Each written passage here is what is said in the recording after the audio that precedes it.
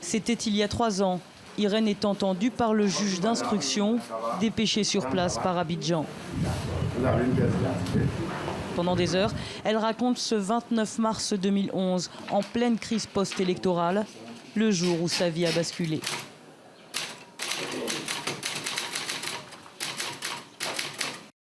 Des militaires fidèles au candidat Alassane Ouattara, appuyés par les dozos des chasseurs traditionnels, entrent dans Douékoué.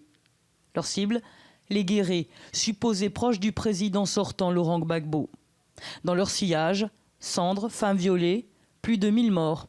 Et parmi eux, son mari, abattu comme un animal. 3 ans plus tard, nous la retrouvons démunie. L'enquête n'a jamais abouti et personne n'a été inquiété. Je pensais qu'ils allaient venir encore pour m'appeler, pour me soulager. Mais jusqu'à présent, rien. Mon mari est mort. Je ne sais pas où on l'a enterré.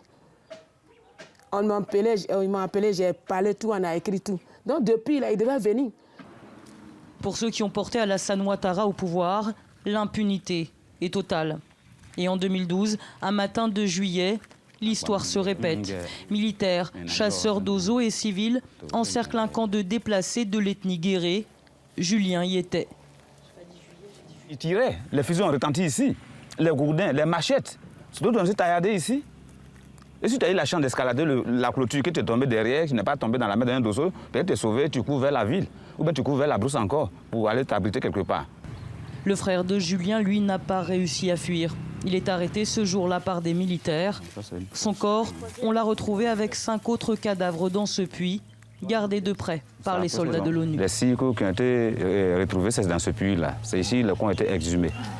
Selon plusieurs organisations de défense des droits de l'homme, 11 autres puits comme celui-ci pourraient contenir les cadavres d'une dizaine de personnes exécutées par des soldats de l'armée régulière. 2 ans après les faits, ils n'ont toujours pas été fouillés par la justice ivoirienne.